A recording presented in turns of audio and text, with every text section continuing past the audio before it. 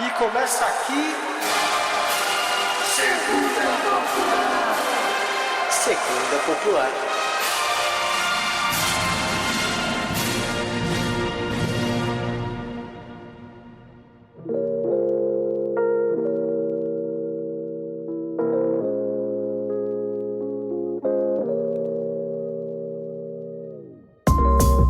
Fala, galerinha do mal, tudo certo? Sejam bem-vindos a mais um grande episódio do Segunda Popular. E hoje, a gente tá gravando isso faz um tempinho, desde que tá sendo lançado, mas ainda tá fresco pra muitas pessoas. Hoje vamos falar de um filme nacional, vamos falar de Ainda Estou Aqui, um filme que veio sem muitos alardes em 2024, mas começou a ganhar vários festivais e tal, e finalmente chegou no Brasil no final do ano, né? E pegou muita gente de surpresa, inclusive eu, entre outras pessoas que gostaram muito. Frog, pra eu tirar essa dúvida também, você viu esse filme chegando assim, ou você foi pego de surpresa também em algum momento, alguma coisa assim? Nossa, eu fui total pego de surpresa. Total, nem sabia da existência desse filme, tipo, não sabia que ia ser lançado e tal. Eu só descobri da existência dele porque eu acho que ele ganhou, tipo, Festival de Cannes, alguma coisa assim, nem sei direito, mas, tipo, aí começaram a falar, tipo, chegar meio na minha bolha, assim. E, tipo, cara, não é o que eu tava dando nenhuma, digamos assim, nenhuma grande moral, assim. E, olha, filmaço, hein?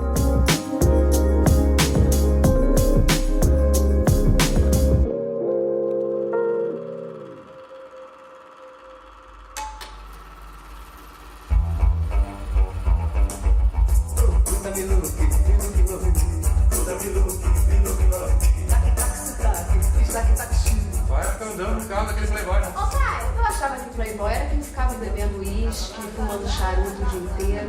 Só uma mulher mais linda do mundo.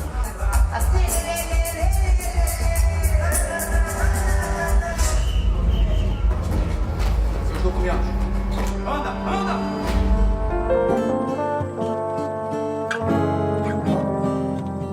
Cara, um dos melhores filmes do ano, já tá em 2025 quando isso for lançado, mas um dos melhores filmes de 24 com certeza, do Walter Salles, que talvez de nome a galera não saiba, mas é só o cara do Central do Brasil, que trabalhou com a mãe da Fernanda Montenegro no filme 20 anos atrás, né? Mas, vou começar por aqui, que é uma parte engraçada que descobri agora gravando, né? Eu não fazia a menor ideia do que se tratava o filme. E eu quis não saber. Eu sabia que era nacional, e ele recebeu, tipo, vários aplausos em Cannes, ele tava, tipo, ganhando muita coisa em festival lá fora, né, sendo muito aplaudido lá fora, quando chegou. E eu falei assim, mano, eu não consigo imaginar do que caralhos esse filme. Eu fui ver, tipo, seco, sem fazer ideia do que se tratava, e já vou assumir aqui o erro meu historiador, eu não fazia ideia da história do Rubens Paiva, nem da família dele. Conheci durante o filme por causa do filme, né, e depois fui pesquisar. Mas e você, Frog? Tipo, você já conhecia? Você conhecia alguma coisa anterior? Você, tipo, foi ver com algum preconceito ou pré-requisito? Como é que foi a sua brisa de chegar ao filme? Porque o filme começou antes dele começar, acho que essa é a brisa. Eu fui já sabendo do que se tratava. Eu já conhecia a história do Rubens Paiva porque eu já conhecia o filho dele, o Marcelo Rubens Paiva, porque eu já conhecia o livro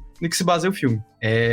E, tipo, eu conheci o Marcelo Rubens Paiva por causa de outro livro, que é o que ele fala sobre o acidente que deixou ele, né, paraplégico. Então, qual que é a brisa? Quando eu fui conhecendo um pouco sobre isso, eu já falei isso em outros episódios aqui, mas pra mim, eu gosto muito de estudar e sempre gostei muito de estudar a história de resistência durante a ditadura militar. E aí eu já conhecia a figura do Rubens Paiva. Não necessariamente porque ele foi uma figura de grande resistência, mas porque ele foi uma figura simbólica, porque foi um deputado caçado, né? Um dos deputados foi caçado, depois, né, foi torturado e morto pela ditadura, então ele tem uma história, enfim, relativamente famosa, assim, pra quem estudou um pouco disso, assim, nesse aspecto. Então eu já conhecia ele, mas eu não, tipo, eu fui assim, todo mundo falou que o filme era bom, eu sabia que era sobre isso, mas mesmo assim fui pego bastante de surpresa, assim, eu achei o filme muito bom e assim, eu já adianto que eu chorei pra caralho no filme. Eu e minha namorada saímos chorando do filme, então se você não assistiu o filme ainda, prepare-se, porque é tipo uma experiência Marley e eu. Você vai chorar muito. Bom, não tem como não dar spoiler, porque aconteceu. Acho que é um pouco sobre isso, né? Tem essa. Pra quem não sabe, pra quem acabou não vendo, né? Primeiro, é um filme que merece ser assistido. Eu já vou entrar nessa linha, né? Mas resumindo muito, assim, a história real do Rubens... Não, esse é o ponto. Não é sobre o Rubens Paiva, mas sobre a família dele e ele, que moravam no Rio de Janeiro durante a ditadura militar. Ele é um ex-deputado que passou pela ditadura, então eles tinham muito dinheiro, e isso é muito claro no filme. Se eu não me engano, eles têm 5 filhos ou 4 filhos numa casa de frente pro mar, do Rio de Janeiro. E num dia, a polícia bate na porta deles, a polícia da ditadura militar, leva o Rubens, e o Rubens nunca mais se torna pra casa. E aí, na verdade, o filme trabalha a história de quem ficou. dos filhos e da mulher. Eu acho que eu já chamei a Fernanda Montenegro de Fernanda Torres. Eu vou corrigir. Fernanda Montenegro é a mãe do Central do Brasil, né? E a gente acompanha a Fernanda Torres, que é a mãe da família. E essa mulher, primeiro, vamos falar isso vários durante o episódio, essa mulher carrega o filme nas costas. Essa mulher é uma máquina de atuação, uma máquina de atuação. Essa mulher nasceu pra atuar. Então, assim, é inacreditável É inacreditável a entrega. É cinema. É uma pessoa assim, caralho, pessoas nasceram pra fazer algumas coisas. Essa mulher nasceu pra atuar. É um nível de atuação que você, tipo, assim, você acha que é real. Esse é o ponto. Você não entende como atuação, é absurdo, assim. Cinema, entre várias coisas que cinema se propõe a ser, cinema é sobre imersão. É sobre você, por micromomentos, acreditar que aquilo tá acontecendo, né? E de fato aconteceu, mas o que a gente tá vendo não é o que aconteceu. O que a gente tá vendo são atores. Mas durante o filme você acha de verdade que ela é a mãe que tá tancando aquela situação. Indo um pouco mais no que a gente quer muito falar sobre o filme, mas também sobre o filme pra além dele. Esse é muito daqueles filmes de professor de história, porque é um filme que fala da nossa história nacional, né, do nosso processo. Um filme que fala sobre a ditadura. E eu sempre bati nessa tecla. Lá no Que É Isso, Companheiro, Eles Não Usam Black Tie e muitos outros que a gente gostaria de fazer episódios ainda, né? A gente precisa disso. A gente precisa lembrar e não esquecer e repudiar todos os dias possíveis o que foi a ditadura, porque todo e qualquer espaço para o esquecimento, todo e qualquer espaço para além de não saber o que foi ou como foi, é um espaço que é ocupado por pessoas para dizerem que tem que acontecer de novo. É um espaço ocupado por pessoas para dizerem que não foi tudo isso. É um espaço para pessoas justificarem o que aconteceu. Então, primeiro de tudo, assim, acho um filme importante. Mais um filme sobre ditadura, que a gente já tem alguns, mas eu acho que ele tem as suas peculiaridades que nós vamos entrar mais pra frente, assim, né?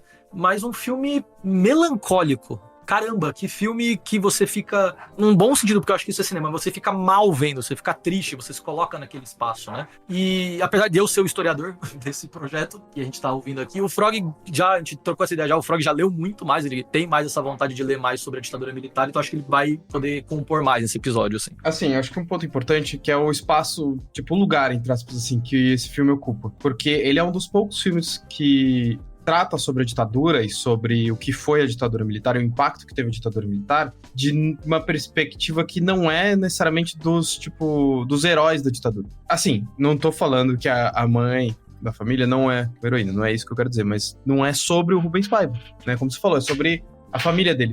E esse é o importante. Esse filme traz pra gente os reflexos da ditadura para quem ficou, né? Não para quem resistiu, não para quem morreu, é para quem ficou. Então a gente vê uma família, tipo, que viveu aquele momento e foi assim, eu não vou dizer destruída, porque é exatamente o ponto, né? A mãe sustentou e manteve a unidade da família, mas foi fortemente abalada pela ditadura militar.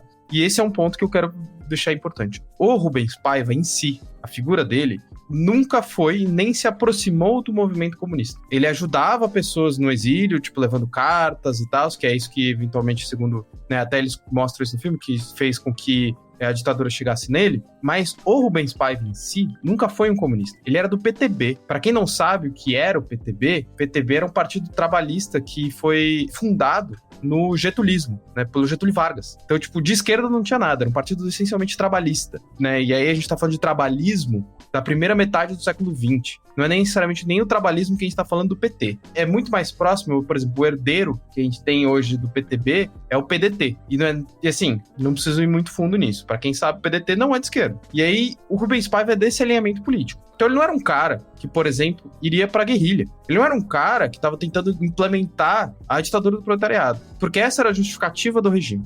Essa era a justificativa da ditadura militar para caçar as pessoas e para torturar e para matar. E esse cara não se aproximava disso. E ainda assim ele foi preso, sem justificativa. Foi torturado e foi executado dentro da prisão. E aí, assim, hoje a gente sabe disso, por causa da Comissão da Verdade, mas eu acho que o espaço que esse filme ocupa hoje, né, é agora, né, o peso que ele tem, reside nesses pontos, ele é um filme que retrata sobre a experiência das famílias que viveram esse processo, né, as famílias que perderam seus parentes, que perderam as pessoas amadas, sendo elas comunistas ou não, sendo essas pessoas engajadas com o movimento de resistência da ditadura ou não. Porque teve muita gente que foi perseguida, torturada e morta pela ditadura militar que nada tinha a ver com a resistência armada e nada tinha a ver com a resistência à ditadura. Tem pontos importantes que cabeça toque que não são mostrados no filme, porque o filme não chega a mostrar a tortura em si, ele mostra, tipo, ele põe os gritos, ele põe, né, a ambientação, mas ele não mostra. Ele não é violento nesse aspecto visual, mas ele também ocupa esse espaço de desmistificar esse ponto, né, de quem a ditadura perseguia. E aí tem esse outro ponto, de relembrar. A ditadura militar no Brasil, isso é uma coisa que sempre que a gente for abordar o tema da ditadura militar no Brasil, eu vou falar sobre isso. A ditadura militar no Brasil é um capítulo da história do Brasil que é mal resolvido. E enquanto ele for mal resolvido, a gente dá gás, né? A gente deixa respirar aspirações golpistas, como a gente vê do bolsonarismo como um todo, por exemplo, tramando golpe ano sim, ano sim também. Então, assim, quando a gente não resolver o que foi, historicamente, a ditadura militar pro Brasil, a gente dá pano pra manga pra a direita golpista. Então, a Comissão da Verdade, ela foi importante, mas ela nem chega aos pés de ser suficiente. Mas muito do que a gente sabe hoje, do que foi a ditadura militar, vem também da Comissão da Verdade, isso tem que ser lembrado. Tanto o golpismo atual do nosso país remete à ditadura, que o nosso ex-presidente usa a palavra anistia. E eu fico, palavras não são escolhidas por acaso. Ele usa o mesmo artifício jurídico, ele busca usar, no caso, né, o Bolsonaro, que foi usado para inocentar torturadores após a ditadura. E esse é o processo do mal resolvido. Esse filme fala sobre duas coisas para mim muito fortes, assim. Esse filme é sobre lembrar, ou relembrar. Porque tem coisas que a gente nem imaginava, isso. Muitas pessoas descobrem a história do Rubens Paiva através do filme. E tem um detalhe do filme que, assim, não é um pormenor, mas é uma coisa que o filme coloca rapidinho e depois vai tocando, né? Que é o seguinte: legalmente falando, o Rubens Paiva, ele desaparece. Ele não é morto. E se ele desaparece, não tem herança. E isso é não é uma sacada do filme que aconteceu. Esse é o ponto. A Fernanda Torres vai no banco e ela não tem acesso ao dinheiro da família. Eles ficam financeiramente desamparados porque, legalmente falando, o cara só desapareceu. A porra do carro dele tá na delegacia? Tá, mas ele desapareceu. E a grande vitória que ela consegue, indo estudar direito pra 25 anos depois, é o atestado de óbito, que é um documento legal do Estado assumindo que ele foi morto. Ele foi morto dentro de uma delegacia. Ele foi morto dentro da prisão, de um lugar onde as pessoas não deveriam acontecer. Primeiro de tudo, eu acho que esse é um filme sobre lembrar e descobrir, aprender, enfim, e reforçar isso. A gente precisa cada vez de mais filmes sobre isso. E uma outra parte, que eu acho que é porque eu gostei que ele vai pra um outro caminho, a gente tem alguns filmes sobre ditadura. Acho que não temos o suficiente, acho que nunca teremos o suficiente. Mas os filmes que a gente tem sobre ditadura, qualquer um que você pode escolher, sempre tem a famigerada cena da tortura.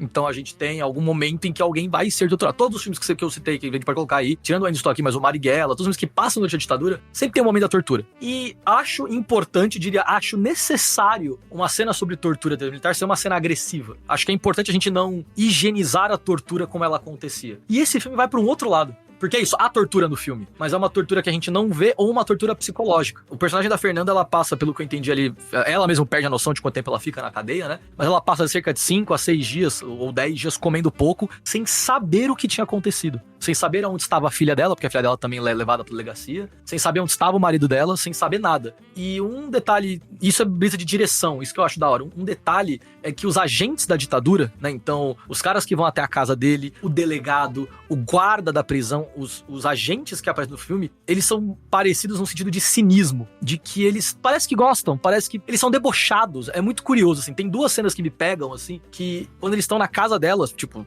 vários homens armados fazendo sítio na casa dela, e ela pergunta o que o cara é, ele fala que ele é parapsicólogo, e ele dá um sorrisinho, assim, tipo, e isso não vai pra frente. Então a gente não sabe, tipo, se ele inventou isso na hora, se essa profissão de fato existe e ele é isso, e por acaso ele também é policial militar. Então tem todo um cinismo durante o filme, que todas as vezes que ela pergunta onde tá o marido dela, os caras falam que não sabe.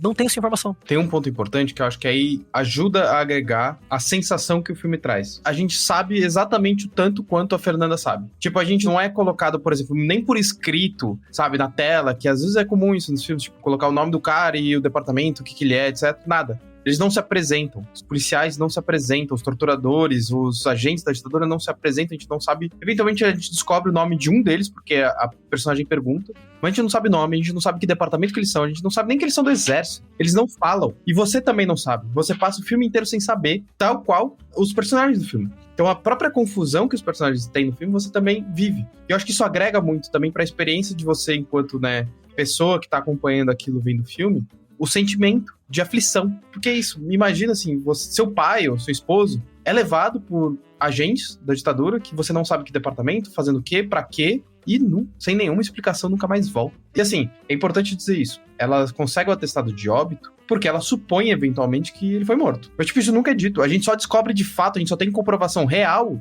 de que o Rubens Paiva foi morto na Comissão da Verdade em 2014. Até então ela tem um atestado de óbito porque assim, supôs-se que ele tinha morrido. E aí, enfim, ela entra com o processo, devido legal, consegue, etc. Beleza, muito massa. Mas a gente só tem a comprovação por parte do governo, por parte dos militares, em 2014. Isso é absurdo.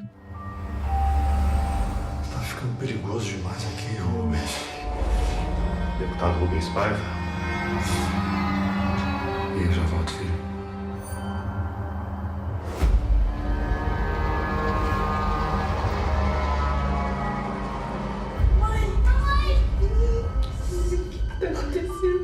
O meu marido tá em perigo. Todo mundo tá em perigo.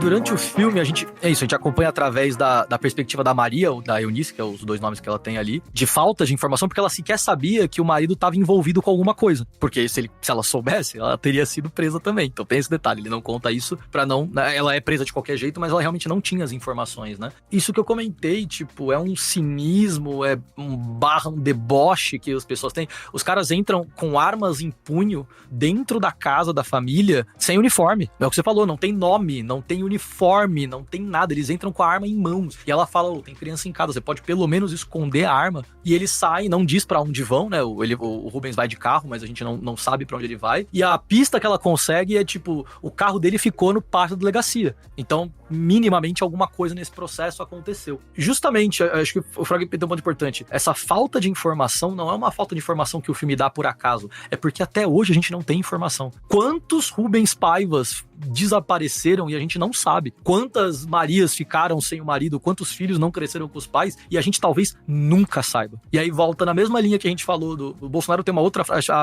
todo mundo tem uma frase do Bolsonaro que te agride, né? Eu acho que é isso. Todo mundo tem uma frase do Bolsonaro que toca você mais do que devia. Alguns colocam do não são coveiro, outras. Ele tem uma frase que me pega, que ele colocava na porta da sala dele, que é: quem procura osso é cachorro. Caralho! Cara, é de longe. Era um cartaz que ele pendurava, porque é isso, tipo, no sentido de quem procura coisa da ditadura, né? Quem procura osso é cachorro. Não tem que rever isso. E essa tentativa, desde sempre, né, de tipo, que é uma frase também que tem no filme, né, depois que ela consegue estar de óbito, algum jornalista fala assim: por que você tá atrás disso? Não é mais fácil a gente esquecer tudo e deixar pra frente? Tipo, a partir daqui nós vamos ser um grande país, tá ligado? É muito doido, porque não é só a negação da nossa história como país, é a negação da história daquela família. É como se pra todo o resto da nossa história, aquela família não teve uma perda, aquilo não aconteceu, eles não ficaram desamparados, né? Os filhos falam durante o filme, tipo, quando é que você notou que o nosso pai não ia voltar? Porque houve um momento que as pessoas se dão conta, mas não porque houve um diálogo sobre isso, né? E é por isso que a ditadura volta sempre nesse ponto, por isso que a gente tem poucas informações, a gente sempre rebaixa essas informações nesse sentido, de que não foi resolvido. A gente vive ainda, desde coisas grandes a coisas menores, o fato de existir uma polícia militar, uma coisa que não tem a ver necessariamente com esse assunto aqui agora, mas o fato de existir uma polícia militar é uma brisa da ditadura. O fato de ter alistamento obrigatório, ou várias outras coisas que, tipo, não tem a ver com o assunto em si, mas que cabem nesse processo. Eu acho que o filme, ele traz essa sensibilidade de, tipo, não vamos mostrar uma cena de tortura, porque não foi apenas com tortura que a ditadura matou as pessoas. A ditadura destruiu casa, a ditadura prendeu pessoas, prendeu crianças, prendeu mulheres que não tinham a ver, que não sabiam o que acontecia,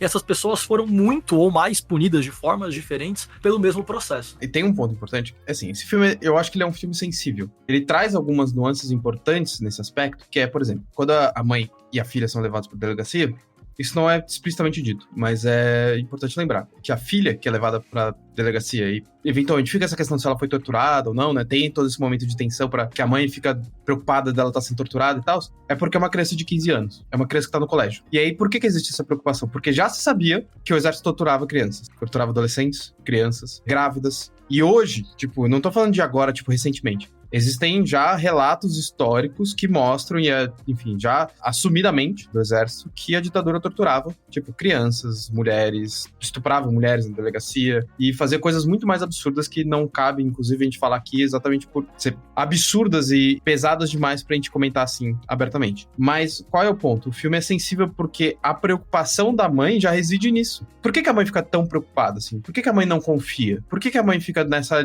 noia de, tipo, meu Deus, minha filha pode estar sendo torturada enquanto eu tô aqui. E ela só fica mais tranquila, entre muitas aspas, quando um próprio oficialzinho lá da delegacia fala pra ela que, né, sussurra pra ela que a filha dela já não tá mais aqui. Eu acho que isso é importante, porque esse filme é isso. Ele traz essas discussões, esses lembretes pesadíssimos de uma maneira muito sensível, né? A gente tá falando de crianças vendo o pai sumir, não entendendo por quê. E aí tem aquele momento lá deles mais velhos, né, deles tendo essa conversa, já quando você descobriu, né, quando você se tocou que o pai não ia mais voltar. Aí a menina fala, quando a gente se mudou.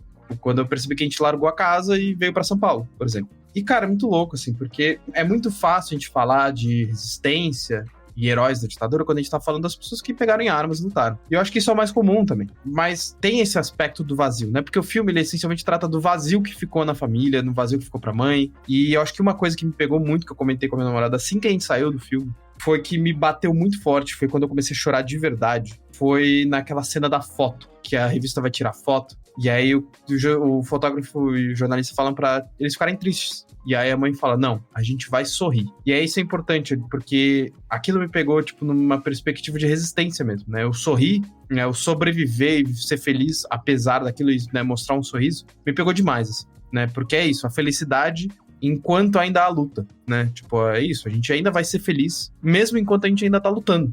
E, cara, isso é muito pesado, isso é muito simbólico, assim, né? Isso aconteceu de verdade. Se você for ver a foto, eles estão sorrindo. Se você for ver a foto de verdade, eles estão sorrindo na foto. E no final também, quando eles estão tirando a foto em família, já muitos anos depois, e o Marcelo fala, sorriam, pra mim tem uma mensagem ali, que a luta continua. A gente tá falando disso tudo, a gente tá falando, trazendo essa memória, não pra nos deprimir, não pra, tipo, lembrar de um passado horrível e ficar com esse passado horrível na nossa memória, mas pra lembrar e saber o que houve e continuar lutando. E mesmo na nossa luta, a gente precisa ser feliz. Porque se nós não formos felizes, não nos resta nada. E aí esse é um ponto importante que esse filme traz. Por isso que eu acho que ele também é sensível nesse aspecto. Porque se nós somos infelizes, não tem como a gente lutar. E aí esse é um ponto importante, assim, que a mãe faz questão de, tipo, mano, no dia que ela recebe a confirmação que o marido dela tinha morrido, ela leva os filhos tomar sorvete. Isso é muito pesado, mas é muito importante ao mesmo tempo. Porque ali mostra um aspecto importantíssimo da personagem e do que é a resistência em si. E esse é o ponto, não é a resistência armada. É a resistência daquelas pessoas cotidianas, comuns, que tiveram que continuar trabalhando e vivendo suas vidas porque tinha uma família pra sustentar. Então não podia estar na luta armada, porque tinha crianças ali pra sustentar. E, enfim, eu acho que esse filme me pegou muito nisso também. Mas um outro tema que eu queria falar, e até mudando de assunto nesse aspecto, é que esse filme, ele ocupa um espaço muito importante de talvez ser o filme de maior reconhecimento cinematográfico, assim, que o Brasil possa ter, eventualmente, se, por exemplo, se ganhar um Oscar, se for indicado ao Oscar, etc. E pra mim é muito simbólico que seja um filme sobre a ditadura, apesar de tudo. E é muito importante isso porque, como eu falei, a ditadura é um capítulo muito mal resolvido. E aí é muito comum as pessoas virem falar, a direita vir falar, para tentar rebater que a ditadura não foi tão ruim quanto as pessoas falam que foram, falando que a ditadura só torturava, só matava comunista e terrorista. E aí o filme de, quem sabe, maior notoriedade que vai vir ter, né, maior reconhecimento da história do cinema brasileiro, eventualmente, quem sabe, né? Aí já tô especulando, mas possivelmente ganhar um Oscar, é ser um filme que fala exatamente o contrário. Que é um filme que fala sobre ditadura e exatamente de como a ditadura impactou pessoas normais e como a ditadura perseguiu e matou pessoas que não eram terroristas, que não eram comunistas. E assim, né, aquela história. Tem várias discussões mesmo ao redor disso, mas ainda assim, eu acho que desmistifica exatamente esse ponto, que também é um debate público importante a ser feito na história do Brasil. O Frog falou a palavra que eu ia falar, velho. Interessante, que a gente teve a mesma vibe, assim. É um filme sobre resistência. É muito interessante. E é um filme sobre, é isso, a resistência que não é o que a gente se espera. O papel da Eunice na vida real e no filme é ser a última pilastra daquela casa. No sentido emocional, no sentido financeiro, porque alguém tem que dar um jeito. No sentido de, tipo, os meus filhos merecem continuar tendo uma infância, apesar do que aconteceu, eu não vou tirar. Eu perdi o meu marido, mas eles não precisam perder a infância deles. Então, tudo isso é trabalhado nesse contexto. Por isso que eu acho que é um filme interessante. Indo na linha do reconhecimento, nós vamos entrar na parte final, que é uma outra coisa que a gente queria falar. Esse episódio está sendo lançado mais ou menos no momento em que a gente vai saber, né, se esse filme foi indicado ao Oscar ou não, porque talvez não entre na lista, e se foi indicado ao Oscar de melhor filme estrangeiro, ou enfim, se a Fernanda vai ter alguma indicação, porque a gente tá apostando mais nela, tal, enfim, alguma coisa de Oscar. Na gravação desse episódio, ela acabou de ganhar o Globo de Ouro, que é tipo o Oscar 2, mas é super importante também. E aí são 2 pontos que eu quero trabalhar aqui. É um pouco irônico, porque tal qual a ditadura, foi muito mais falado lá fora do que aqui dentro.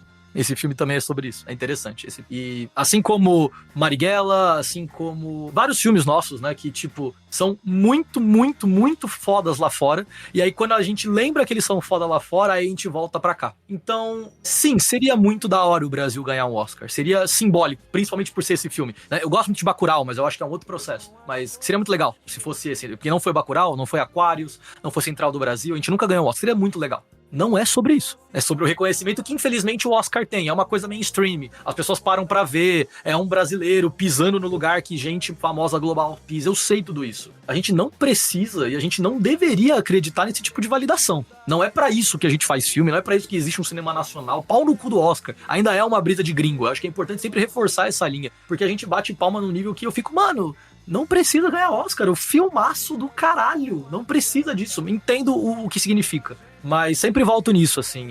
Não é porque é um Oscar que a gente precisa ser relevante nesse processo. E, voltando nessa linha, é um filme do mesmo diretor de Central do Brasil, acho que é o mesmo ponto a ser colocado. É um filme que eu acho que todo mundo deveria assistir. É um filme sensível, talvez... Eu nunca fui uma mãe de família, então assim, talvez pra uma galera mais que tem essa brisa da família pegue em outros sentidos também. Então acho que é um filme que tem que ser visto, tem que ser aplaudido, tem que ser visto no mundo inteiro, tal qual Cidade de Deus também foi, que tem dublagem de Cidade de Deus até em chinês, e eu acho que é muito legal a gente ter essa brisa cultural. A gente não precisa do Oscar, a gente não deveria se apoiar no Oscar pra isso. E a verdade da verdade é que não vai fazer diferença se ganhar o Oscar ou não. A nossa vida vai continuar. E aí, enfim, o nome do filme me pega muito, né? Porque ainda estamos aqui. A ditadura ainda está aqui também.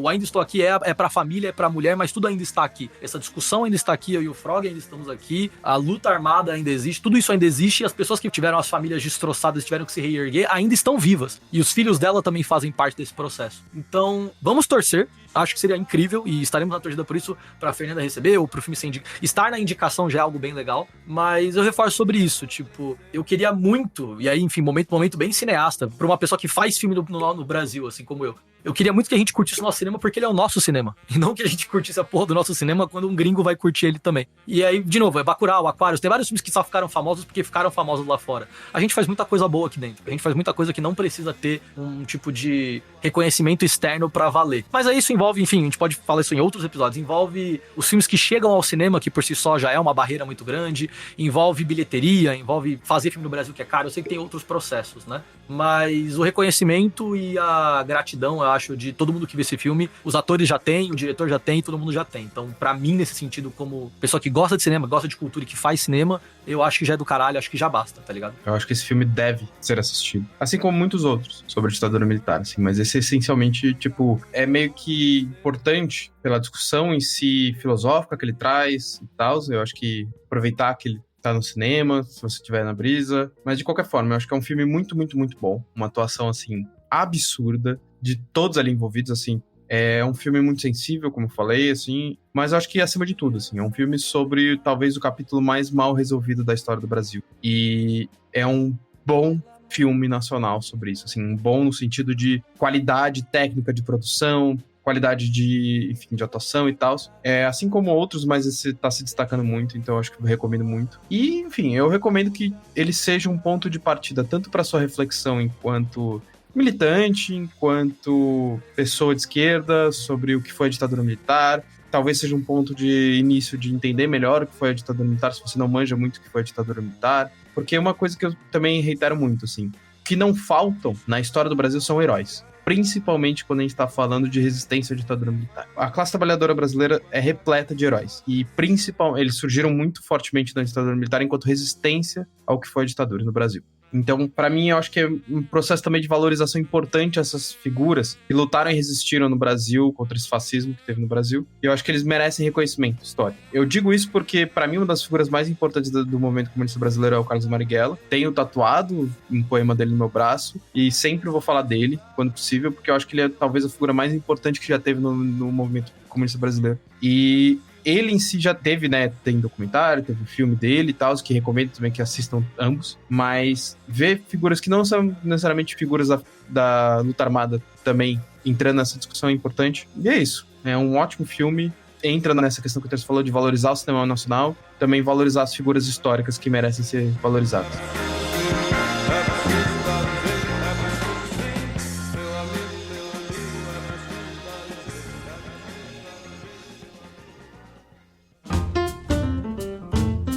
Bom, então muito obrigado por terem ouvido esse episódio, mais um episódio do Segunda Popular aqui com a gente. Eu queria sempre lembrar que nós somos um coletivo de marxistas-leninistas, de produtores de conteúdo na internet, e você pode achar todas as nossas informações aqui no link ao lado, se você tá no Spotify, se tá qualquer outro agregador, ou só pesquisar Soberana, tem nos links também nos nossos Instagrams e tudo que vocês podem encontrar lá. Então, obrigado por ouvirem mais esse episódio do Segunda Popular. Não esqueça de seguir as redes sociais do podcast para acompanhar nossos lançamentos futuros, e também acompanha nossas redes sociais aqui, né? Eu sou o Frog, quem tá falando aqui comigo é o Terça, nossa produtora é a Ana, nosso editor é o Nate, então siga nossas redes sociais também, acompanhe nosso conteúdo e também não esqueça de avaliar o nosso podcast e seguir nas plataformas de áudio que você escuta.